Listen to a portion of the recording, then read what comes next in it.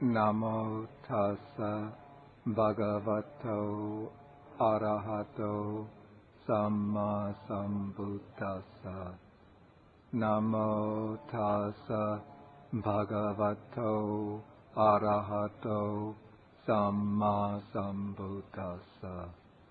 Namo tassa bhagavato arahato samma sambuddhassa. Okay, we are continuing now with the explanation of Sutta number 27 in the Majjhima Nikaya. This is the Culahatthipadopama Sutta, the shorter discourse on the simile of the elephant's footprint. And in last week's session, I finished the explanation of the four jhanas. And now I have to backtrack a little and explain that for the attainment of any of the early stages of liberation in the Buddha's teaching, this is in my understanding, the attainment of the jhanas is not absolutely essential.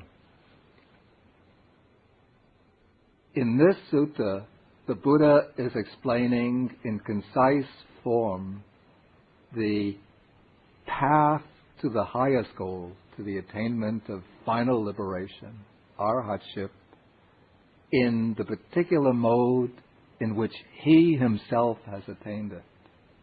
That is, the path that leads through the four jhanas to the what's called the three vijas, the three true knowledges, three higher knowledges, because he's developing, explicating this simile of the elephant's footprint. How does one track the elephant? By following the path that the elephant has taken. And metaphorically here, the Buddha is the elephant, the naga, Mahanaga. The elephant in Indian mythology, or in Indian belief, is a symbol of might, power, and majesty. And so in tracking the elephant, one follows the steps that he has taken. And now these are the steps that the Buddha has taken, and so one is following him step by step. And so, as I said in an earlier talk, what's given in this sutta is a very bare sketch of one particular mode of the path to liberation. It's a concise presentation of the path, it's a very complete presentation in that it takes all four jhanas and these three higher knowledges. Earlier, though, I used this analogy of if you're looking at a map of the United States, a road map of the United States, and you look at New Jersey, you'll just see the main thoroughfares, Route 80, 287, what are some of the others? New Jersey Turnpike. But you won't see all of the little roads. Certainly won't see 623, 517, the roads that we usually travel on. Route 15 you won't see. So there are many complex byways and roadways that one could take to final liberation. And on the board here, I've written this rather complicated diagram just to show various pathways that might be taken. I'm not going to explain it at length. That would take a whole session in itself. But we have these four stages of liberation. I will explain them. A few suttas from now, we come to a sutta which mentions them. Then I will explain them at greater length. For now, I just mentioned that there are these four stages. Okay, now the first stage, stream entry, this is in my view, the way I understand the suttas, can be reached by a path of direct insight, even without developing a high degree of prior deep concentration. It can be reached by developing access concentration, then developing insight on the basis of that access. It can be reached by developing the first jhana, then developing insight based on the first jhana. Or one could go to the first, second jhana, then to insight. First, second, third jhana, then to insight. Or one could develop all four jhanas, then to insight, to reach the first stage. The second stage, one could approach in the same way. So it's characteristic here is that one could reach these first two stages either through direct insight or even just through access concentration without developing jhanas. Now it seems, this is the impression I get from the suttas, certain suttas, that to reach the third stage, this is the stage of non-returning. That's one who, when passing away, doesn't come back to the human realm or even to the sensual realm, heavenly worlds. But they're reborn, they're not yet finally liberated, but they're reborn in certain very, very exalted celestial realms, divine realms, as non-returners. Now, in order to reach that third stage, it seems that one would have to develop at least the first jhana and then build insight on the basis of that first jhana. Because a non-returner cuts off the attachment to the sensuous realm of existence. And it's in the first jhana that one attenuates temporarily sensual desire.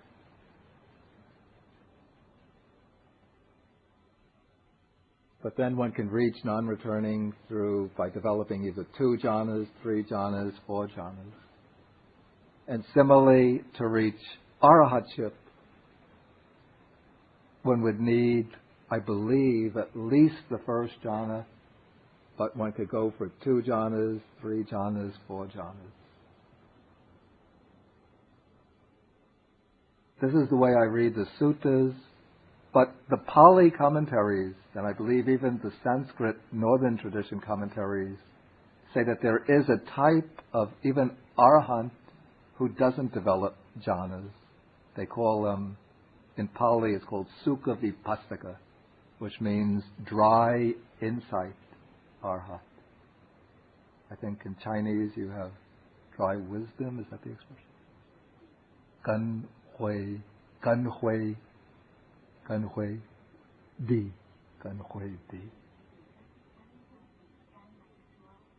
Yeah, gan hui di.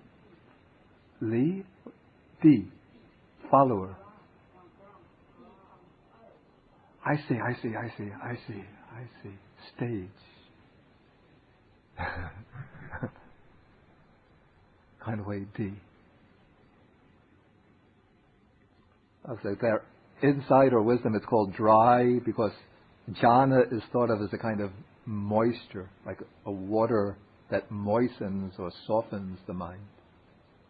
So when the wisdom lacks that softening effect of jhana, then it's very hard and dry, but still it can be effective in eradicating the defilements.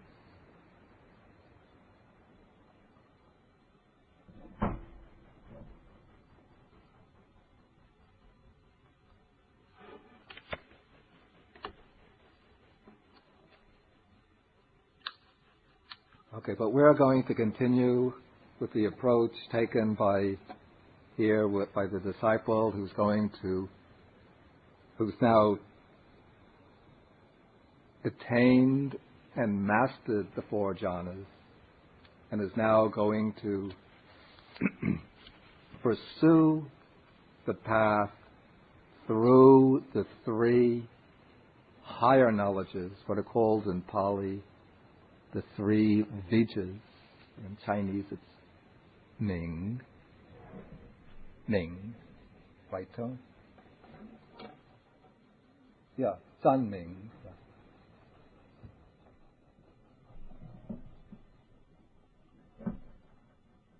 Okay, to our Western way of thinking, some of these knowledges, might seem incredible, unbelievable, but we have to realize that the mind that has passed through the four jhanas and realized the four jhanas becomes an extremely powerful instrument. And on the basis of the fourth jhanic mind, the mind of the fourth jhana, texts say it's possible to develop 5 types of higher worldly knowledge or worldly abilities. One is called the different types of psychic powers, the ability to multiply the body, make it become many, the ability to fly through the sky, the ability to walk on water, to sink in the earth, various types of psychic powers. The only one that I've personally experienced myself is that of flying through the sky.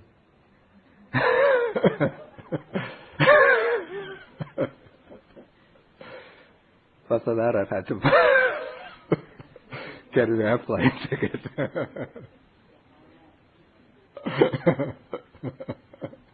Excuse me?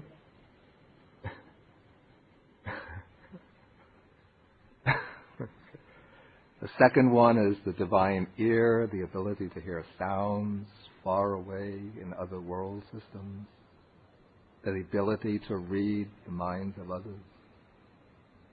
And some suttas mention those 3 higher powers, but they're not mentioned here. I think a reason why only these 3 are mentioned together as a group very often. Would anybody have an idea what the reason might be why these 3 are grouped together? The 3, yeah.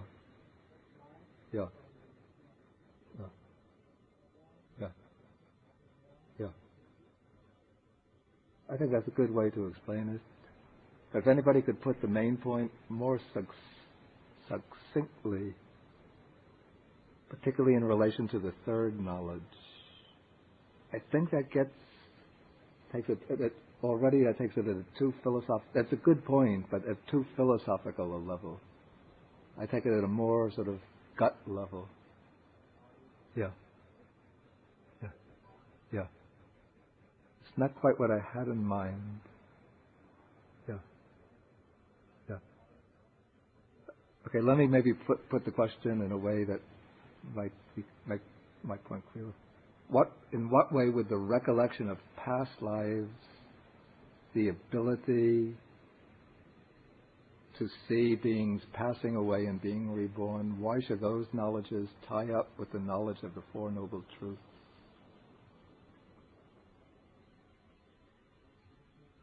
Exactly. That's exactly what I wanted. It's those first 2 knowledges which really bring out the nature of dukkha, of suffering. Okay. Now the meditator has gone through these 4 jhanas. Now these 4 jhanas now form the preparation for the first of these true knowledges, the recollection of past lives. And each of these jhanas gives a certain very high degree of power and clarity to the mind. Power, precision, and clarity. So we could say even in access concentration, the mind is like, we might call it like a refractory telescope. It's like an ordinary telescope that one uses to look at the stars. Kind of telescope that you buy in a telescope in a shop. You buy for kids, or somebody has astronomy as a hobby. They buy an ordinary telescope. But the first jhana is like a reflecting telescope, like Newtonian telescope. Still more powerful. Second jhana, the mind becomes like maybe the telescopes that were developed, the observatories beginning early decades of the 20th century. The second jhana. Third jhana, the mind becomes like the telescopes in the Mount Wilson Observatory, Mount Palomar Observatory. And the mind of the fourth jhana is like the Hubble Space Telescope. Very, very powerful mind, which has been brought to the state of stillness, complete stillness and equanimity, in which the mind is purified through this mindfulness. And so coming to the text,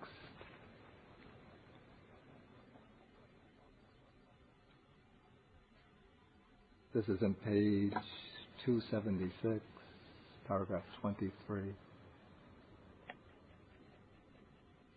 When his concentrated mind is thus purified, bright, unblemished, rid of imperfection. This is upakilesa.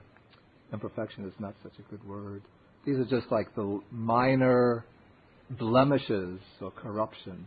But you have minor corruptions, little defilements. Then these are important words. Malleable, wieldy, steady. The mind is very malleable. It could be molded and shaped according to one's needs. And it is wieldy. It could be used as an instrument for various purposes. It is steady. And it's imperturbable. It's very smooth. Unagitated, completely still and silent. Then he directs it to knowledge of the recollection of past lives. And according to the Suddhimagga, there's a particular method, a systematic method in which this is done. The Suddhimagga is a very comprehensive commentarial type text developed by and for meditators. What the meditator does, first one enters into the fourth jhana and brings the mind to the state of imperturbability. Then to develop the recollection of past lives, one can't do it in the jhana itself. But one has to bring the mind out of the jhana back to the so-called ordinary consciousness. But the mind is still suffused with that power and clarity of the jhana. And then one starts recollecting the events that took place immediately before that sitting. One recollects coming to one's seat, maybe crossing the leg, getting the mat ready, crossing the legs, closing the eyes, entering the jhana. Okay, then one starts recollecting the events before that. till one starts recollecting all the events that took place in the course of this day, the same day. Then one goes back and recollects what happened yesterday, recollecting the main events. If the memory gets a little cloudy, one just enters momentarily into the jhana and comes out and then goes back and recollects. Then one starts recollecting in larger and larger units. One doesn't, of course, have to recollect every event in one's life, but one can start skipping over units, going through days, weeks, months, years, till it becomes like, rewinding a tape in fast motion. Rewinding a tape, yes, speeding, till it's going at super speed. Till one comes back to childhood, infancy, babyhood. Then one is able to recollect coming out from the womb,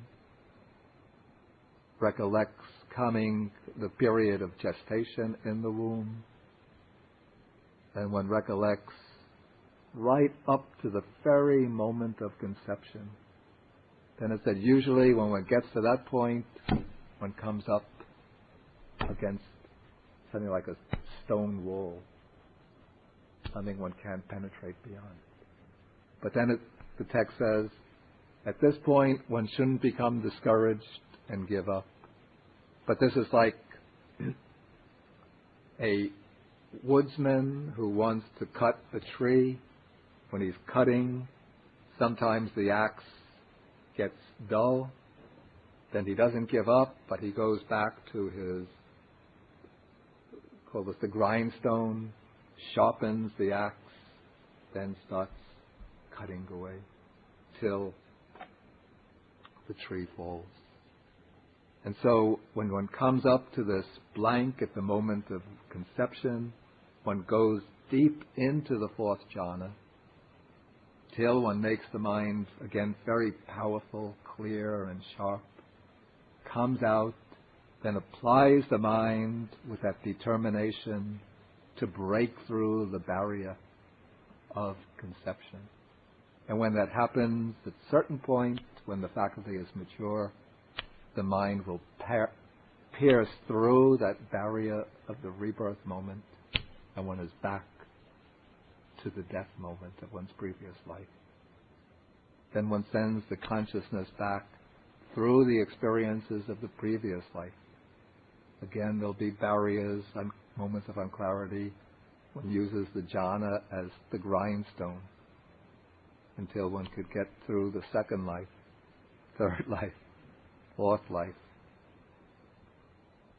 And for somebody whose faculties become very mature, as the text describes it here, one recollects 1 birth, 2 births, 3 births, 4 births, 5 births, 10, 20, 30, 40, 50, 100, 1,000, 100,000.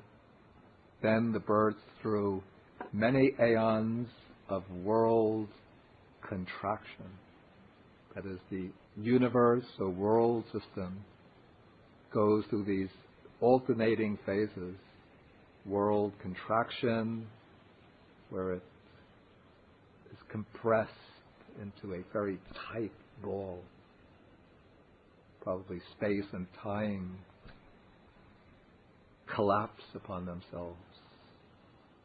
Then when they reach the point of infinite compression, then there comes expansion, world expansion.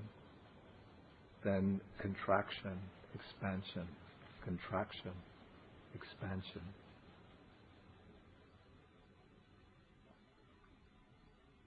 And this is described in more detail. You just go refer to page 105, Sutta 4.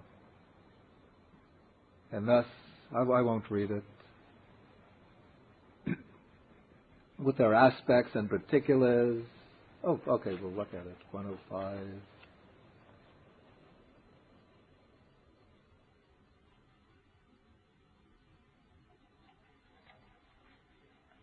Okay, he recollects there, I was so named, of such a clan, with such an appearance, such was my nutriment, such my experience of pleasure and pain, such my life term, and passing away from there, I reappeared elsewhere.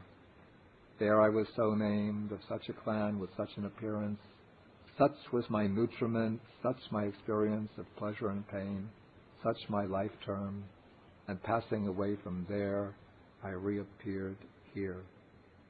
Thus, with their aspects and particulars, coming back. Thus, with their aspects and particulars, he recollects his manifold past lives.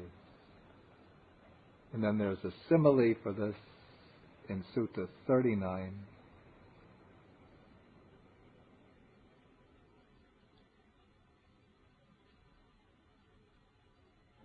Page 369.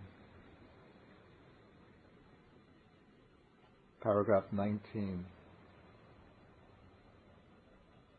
This is just as a man might go, everybody have it? Just as a man might go from his own village to another village and then back again to his own village, he might think, I went from my own village to that village, and there I stood in such a way, sat in such a way, spoke in such a way, kept silent in such a way. And from that village I went to that other village, and there I stood in such a way, sat in such a way, spoke in such a way, kept silent in such a way. And from that village I came back again to my own village. So it's just like, I guess, I assume it's just as vivid, just as the impressions are just as clear as that of recalling one's travels from one village to another village and recalling all of one's activities in these different villages.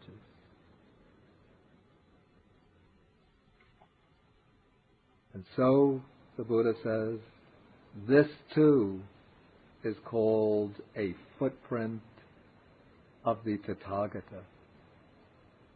Again, something's footprint of the Tathagata, something scraped by the Tathagata.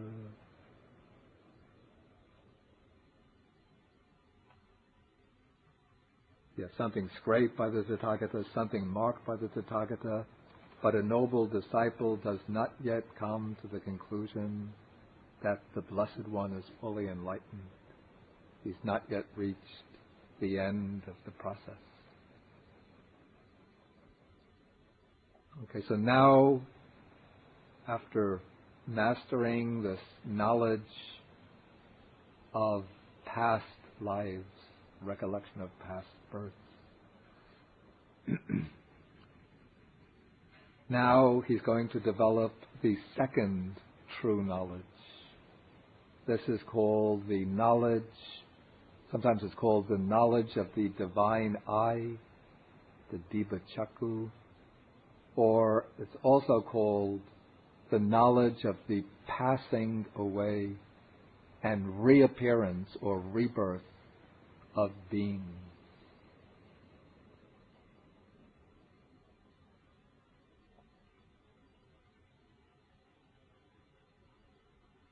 And according to the method of the Visuddhimagga,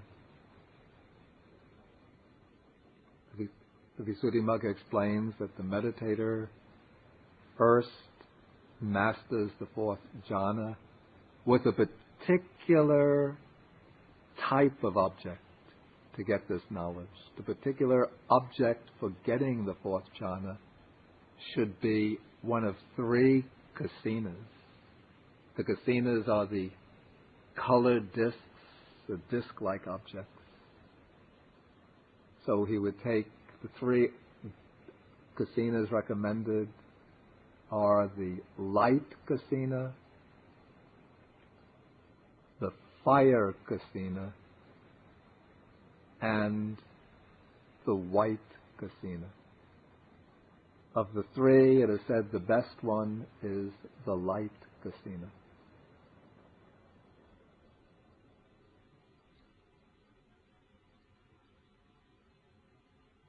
And so one masters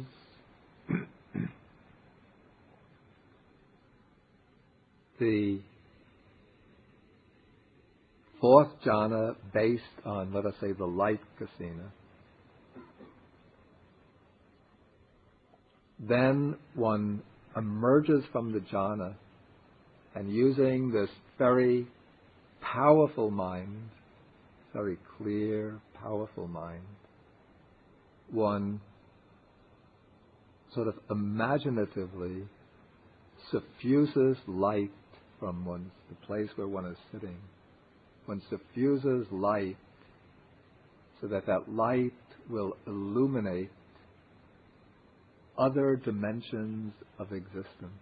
One starts extending light from one's own body, spreading light so that this light will spread out, spread out, spread out, penetrate other dimensions of being that are ordinarily concealed from us, so that it will reveal celestial realms, hell realms,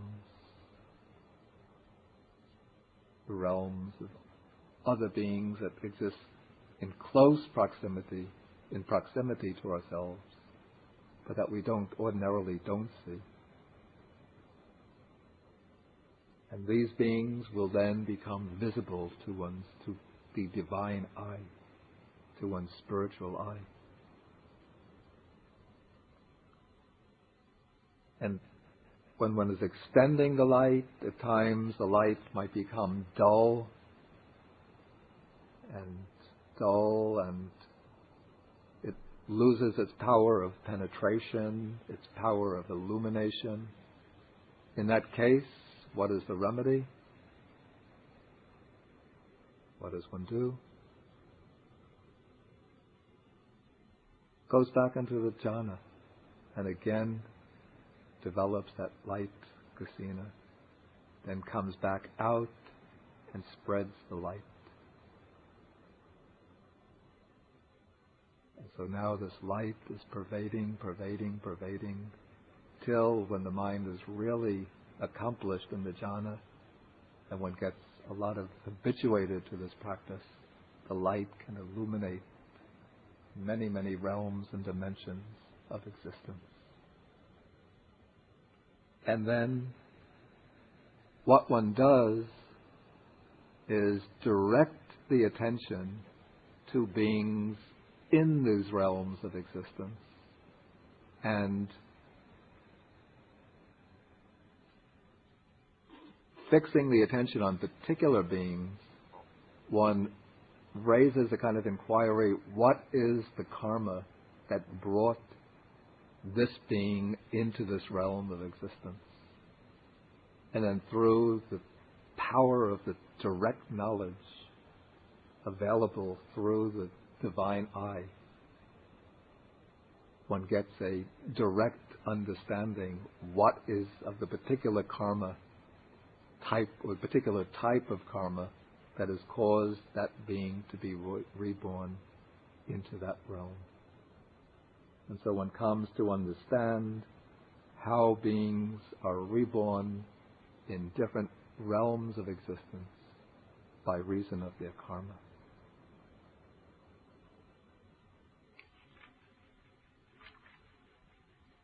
This is, okay, we're describing it in Sutta 27.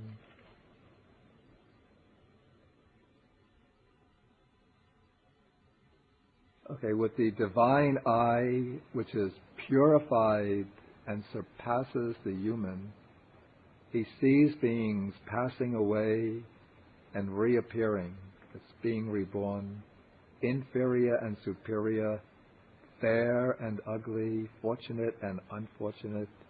He understands how beings pass on according to their actions thus.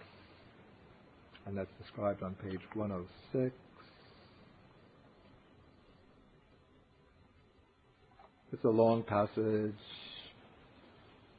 I'll just summarize it. Basically, those beings who behaved wrongly in body, speech, and mind, and held very bad types of wrong views, they get reborn in the lower realms, the realms of misery. But those beings who were well-behaved in body, speech, and mind, who had respect for the noble ones, who held right views, and so on, those have been reborn in the fortunate, in the good realms of existence. In this way, he understands how beings pass on according to their actions. Then on page 369, we have the simile for this.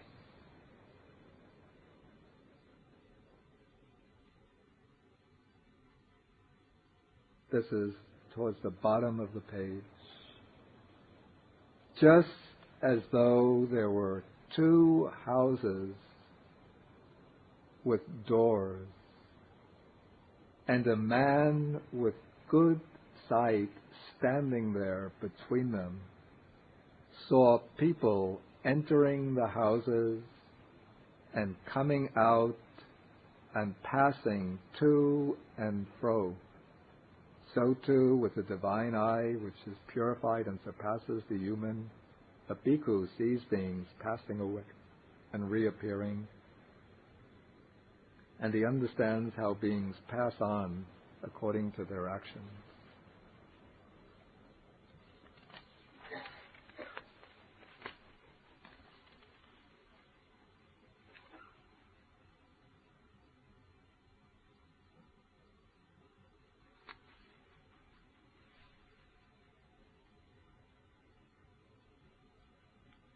Okay, so this is like seeing people move back and forth between different houses.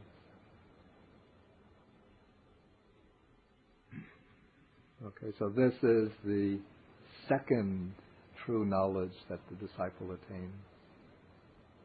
This also is called a footprint of the Tathagata, but again the noble disciple does not yet come to the conclusion the Blessed One is fully enlightened.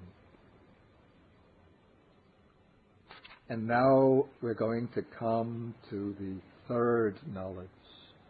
And it is with this knowledge that the work of eradicating the defilements actually takes place.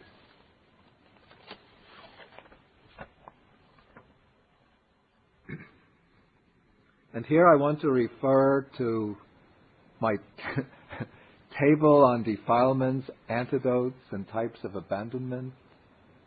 You have that table? This table.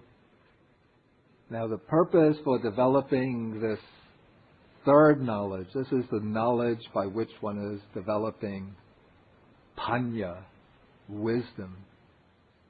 And the purpose for developing this wisdom is to uproot the defilements which are still lying dormant in the mind. That is, even though the disciple has mastered the four jhanas, even though he's gained two of these higher knowledges, still the jhanas, the first two knowledges, don't yet eradicate the defilements. They just eliminate the defilements at the surface level, the level of mental obsession. But the defilements are still remaining at the level of latent tendency, the anusaya level.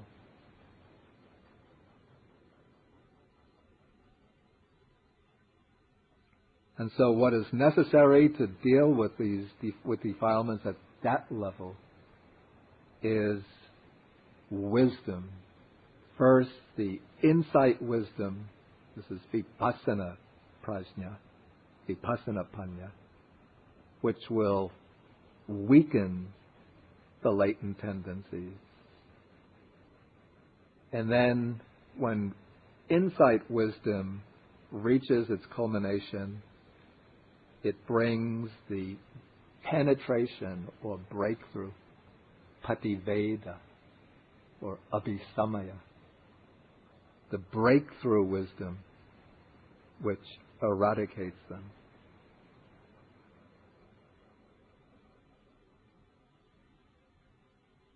And so that will bring about two types of abandonment.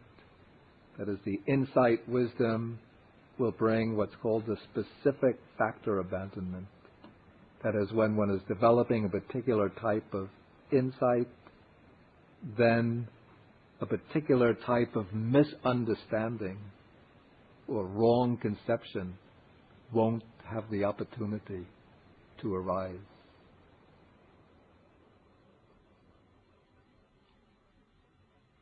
But it is when one reaches the stage of eradication abandonment, or it is when one reaches the breakthrough wisdom, that the defilements are eradicated by this eradication abandonment. That is, they're completely cut off at the root so that they cannot arise anymore in the future. Okay, so this third bija, this third true knowledge, third higher knowledge, this begins with the development of insight wisdom. It's wisdom which is directed to the destruction of the defilements, but it has to begin at the stage of contemplating things as they really are. Okay, before I used the analogy when the mind coming through the four jhanas is being trained for the first two higher knowledges. I use the analogy of a telescope with more and more powerful capacities for seeing objects at far distances, seeing previous lives, many, many aeons in the past, for seeing world systems, beings passing away, re-arising in other realms of existence. But now we could use, for the development of insight, reverse the analogy and use the analogy of a microscope. Because now, for the development of insight, this powerful mind is to be focused upon the examination and investigation of one's own experience, one's own existence.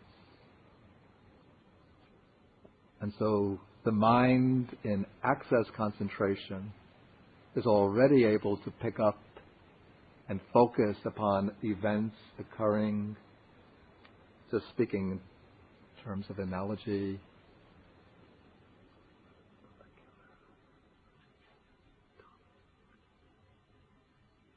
say the molecular level in access concentration. Okay, access concentration, the mind is like focusing on events at the molecular level. First jhana, it's capable of, this is speaking analogically, capable of focusing on events at the atomic level, molecular, atomic. Third jhana,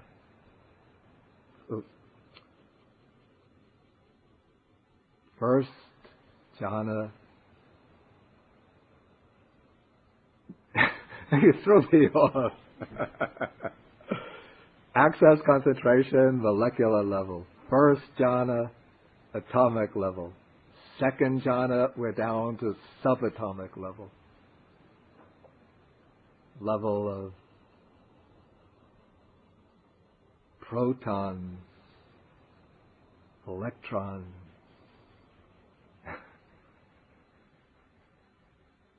protons, electrons, neutrinos,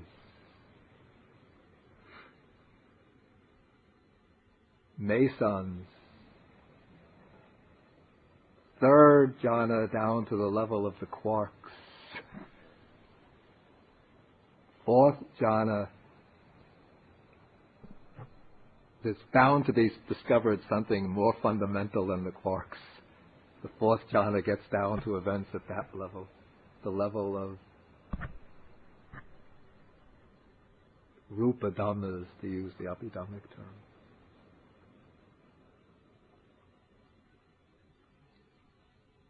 Okay, so I'm just, in a way, joking around. But the point is just that the mind in these jhanas can, as the mind goes through the jhanic experience, it becomes a more and more powerful instrument for focusing in on events at more and more subtle levels, so that one can turn that mind turn it back upon one's own experience and start focusing upon the occurrence of bodily and mental phenomena at extremely subtle, extremely subtle levels, levels that are extremely brief in their occurrence.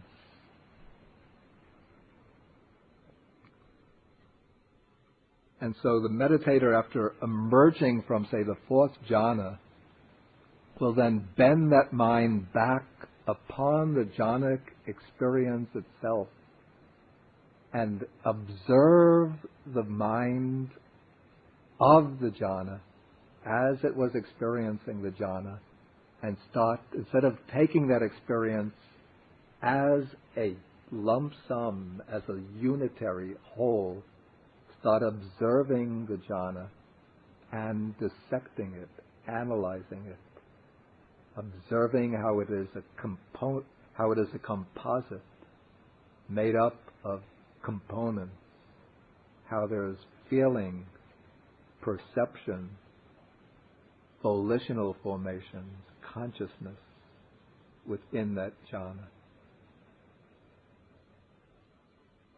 And how that jhanic consciousness occurs in dependence upon the physical body.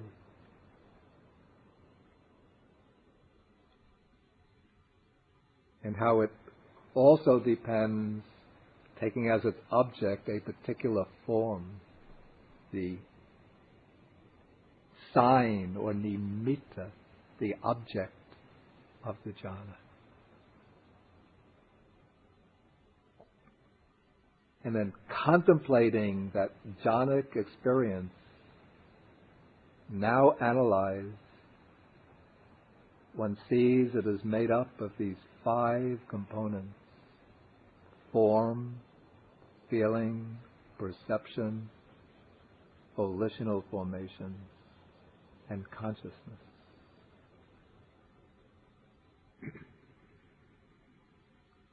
And going in and out of the jhana, one goes in to strengthen the mind and stabilize it, then comes out in order to investigate, analyze, and explore the mind. One starts seeing how these constituents of the jhana are constantly arising and passing away, arising and passing away.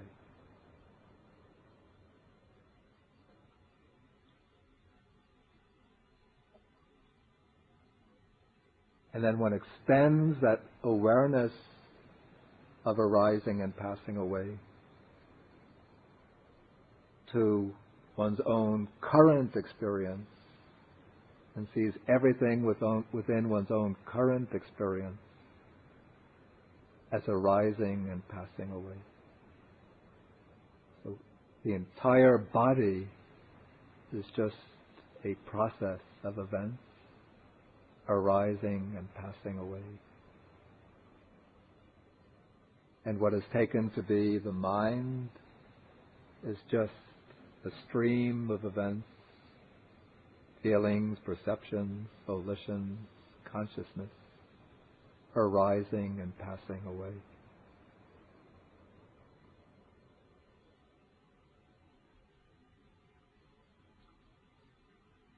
And this awareness of arising and passing away takes place. It's because the mind is so powerful, so focused, so precise.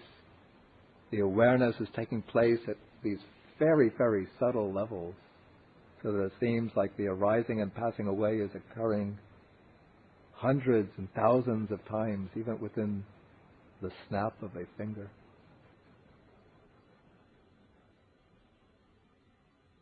And so this is now the direct contemplation of impermanence.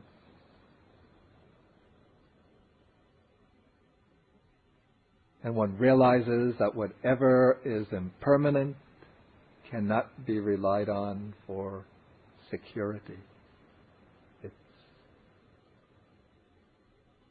not a basis for any kind of lasting, stable happiness. In other words, it's unsatisfactory, dukkha. And whatever is arising and passing away, whatever is made up of constituents, what can be dissected, taken apart, is not a solid, stable self. It's not I, not my true self.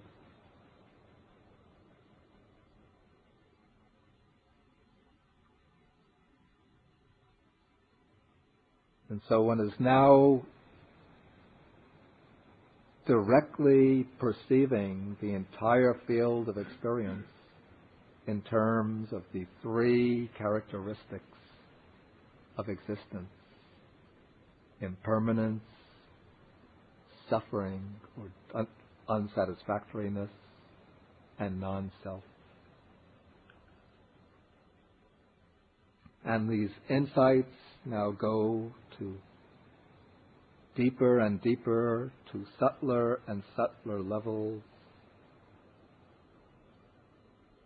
until at a certain point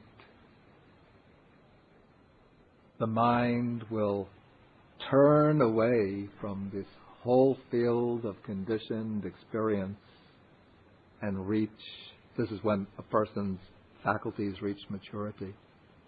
The mind turns away from the entire field of conditioned experience and reaches momentarily the unconditioned, that which is not impermanent,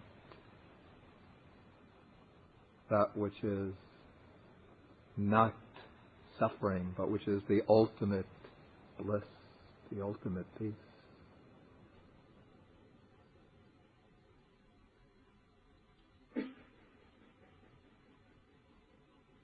And when that happens, then one makes the breakthrough to the true understanding of the Four Noble Truths. And that is called the knowledge of the destruction of the taint. Described here, he understands as it actually is. This is suffering. This is the origin of suffering. This is the cessation of suffering. This is the way leading to the cessation of suffering. These are the taints. This is the origin of the taints, the cessation of the taints. This is the way leading to the cessation of the taints. And here what are called the taints, going to have to take a little longer time than usual just to finish, just about 15 more minutes. But anyway, I could always say it's only 7 o'clock now.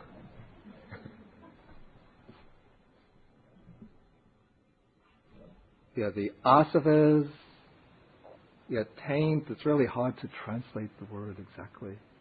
Taint, I don't really like it. I just went along. Venerable Nyanamoli had used it, so I just went along with him. Asava comes from the root, means flow, flowing. Then some can say it, some say it can mean in, some say it can mean out. So some translate it influxes, some translate it outflows. And it seems it might have either sense. The idea is that these are very, very deeply rooted defilements. Maybe you could say, I like to use the word the primordial level of the defilements. The defilements at the most basic level, the most basic defilements that keep one bound to samsara, to the round of existence. And they're conceived of as in some sense existing deep within the mind and then flowing into conscious experience. In this sense, we could call them influxes, flowing in, or influences, inflows. Or else we could think of them as outflows, flowing out from the mind through the senses into the world. The word was already in use before the Buddha appeared on the scene. So many of the ascetics, meditators, the yogis were already seeking a path to liberation from the asavas. So the Buddha picked up this term that was in current use and then gave it his own meaning. And as we'll see, the Buddha enumerates three asavas, three taints. One is kam asava. This is the taint of sensuality, of sensual desire for sense pleasures. The second is bhav asava, the taint of craving for renewed existence. Here it's called the taint of being, which doesn't convey such a clear meaning. And then third, the taint of ignorance. The first two, these are different types of craving.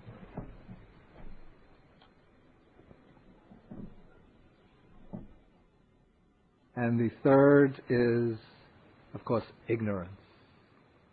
And now this knowledge or understanding of the Four Noble Truths, though the text explains as though it takes place all at once, but it actually evolves through these four stages of liberation, which I won't explain now. But here the teaching is presented concisely in a compressed form. So now the Buddha says, now I'm at top of page 277, this too, Brahman, is called a footprint of the Tathagata, something scraped by the Tathagata, something marked by the Tathagata, but a noble disciple still has not yet come to the conclusion. The Blessed One is fully enlightened, the Dhamma is well proclaimed by the Blessed One, the Sangha is practicing the good way. Rather, he is in the process of coming to this conclusion. He is in the process of coming to this conclusion.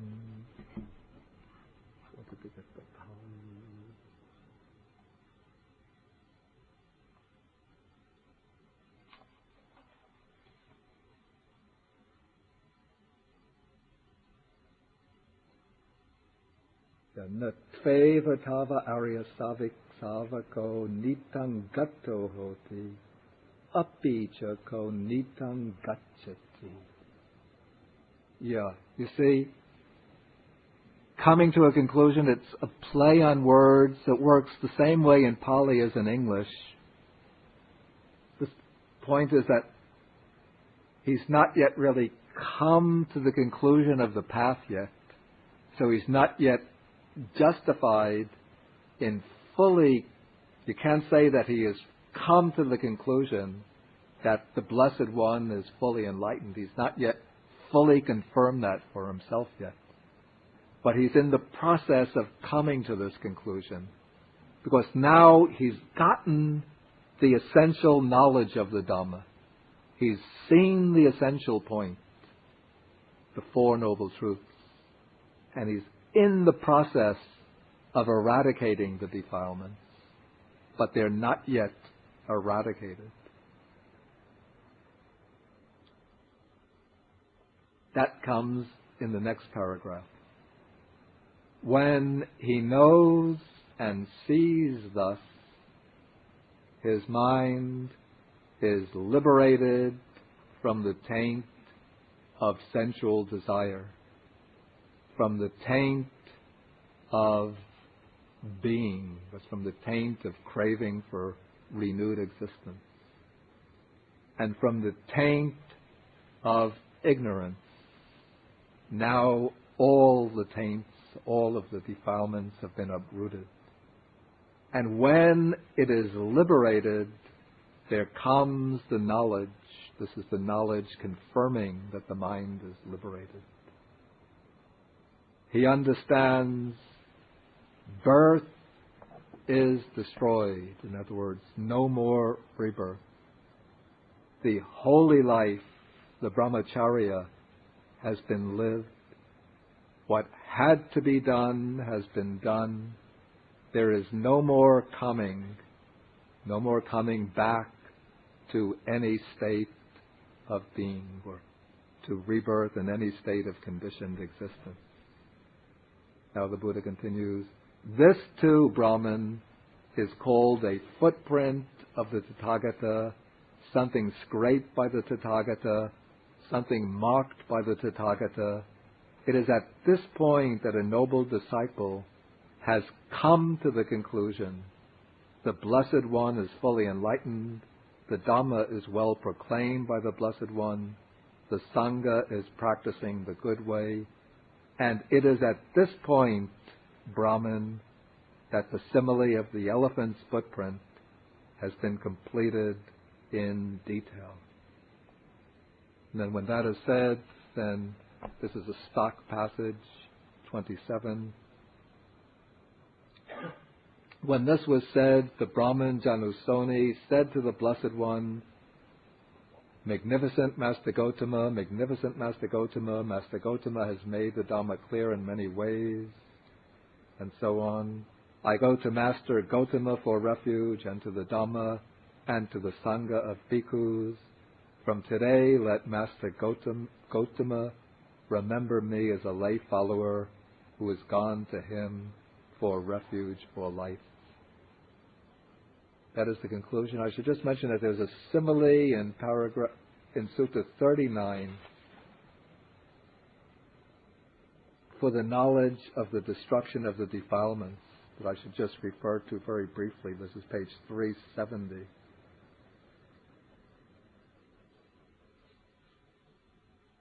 It's a very nice simile because as if there were a lake, but we're getting late. I'll let you read it. I don't have to read it out loud. But it's a nice simile, so don't skip it over. I just want to leave the few minutes that we have if there are any questions. If there are any questions, please. Yes, Suki. The stage of knowledge and vision, which is right view. I'm not sure what you mean, the stage of knowledge and vision, which is right view. No, avijja doesn't become vijja. Avijja is eliminated to some extent. One gains vijja, and vijja eliminates avijja.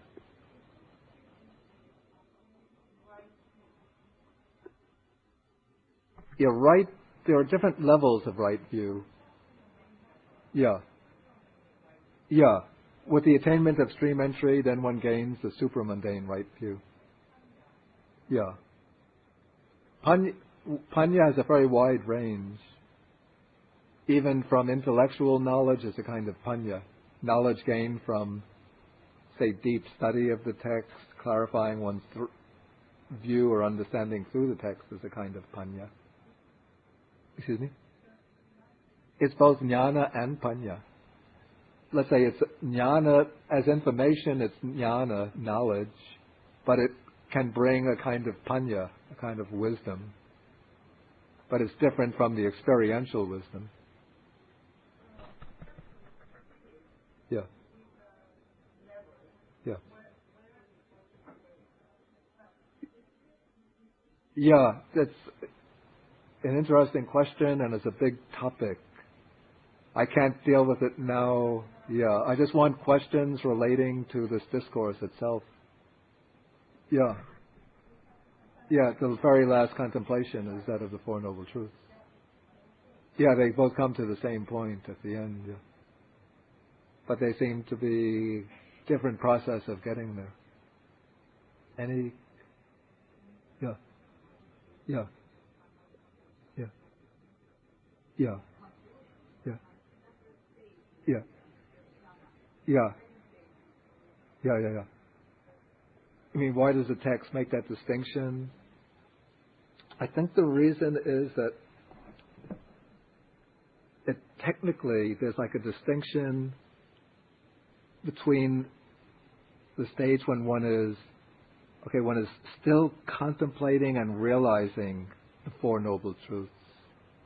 But that realization, it takes time for that realization to actually sort of sink deep and bring the uprooting of the defilements. But once that knowledge is achieved and once the process takes place, the final goal, it's inevitable. It has to take place. But it's just a temporal distinction. Is the process still taking place, or has it yet reached its end? So I think that's the point of that statement. That when the Buddha says he has not yet come to the conclusion, but he is in the process of coming to this conclusion, that is to show now he's reached the knowledge, which is the understanding, but the understanding, it's not yet actually brought the uprooting of the taints, but the uprooting is taking place. Trying to think of an analogy. One will come, but it hasn't come yet. Maybe it's like cooking rice in a rice cooker. Okay, it's like the time the rice cooker goes off, the click, but you still don't open, this is my experience back with rice cookers.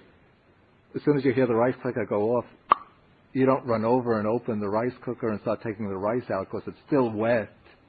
You have to let it stand for about 10 minutes till all of the water gets absorbed into the rice and it all settles down. Is that correct? Okay. So once the rice cooker goes off, then you know that if you just let it stand there, don't do anything, in 10 minutes, 5 minutes, 10 minutes, you open it up and you'll have rice to eat. Yeah. 26. What is what in between? Tivita, Nibbida, Nirodha. No, that particular pattern is not employed here. That would come before. I think one has to keep these patterns separate. But Nibbida comes much earlier. This is really a much more advanced stage. Yeah. Nibbida is comes before the direct understanding of even the Four Noble Truths. That's a stage of insight. But this is between 25, 26. This is the process of attaining arhatship. Okay, I think we'll have to stop. And next time next time I will go quickly through Sutta number 39. We've actually done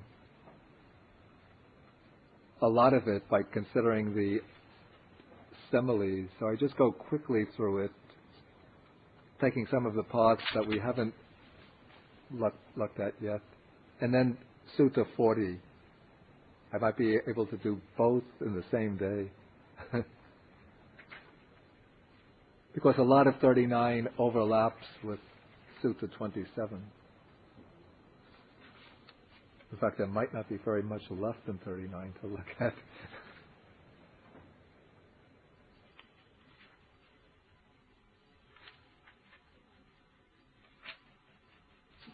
Anyway, we'll see. And then Sutta 40, which is pretty short. Then after that, I think it's number 6, Sutta number 6. Okay, we do the sharing of merits. Akasata chabumata devanaga mahitika punyantang anumoditva chirang rakantu sasanam. Akasata chabumata devanaga mahitika punyantang anumoditva chirang rakantu desanam. Akasata chabumata devanaga mahitika punyantang anumoditva chirang rakantu mang parang. Etavata cha amhehi sampadang punya sampadang sabbe deva anumodantu sabba sampati siddhya. Etavata cha amhehi sampadang punya sampadang sabbe bhuta anumodantu sabba sampati siddhya. Etavata cha amhehi sampadang punya sampadang sabbe satanumodantu sabba sampati siddhya.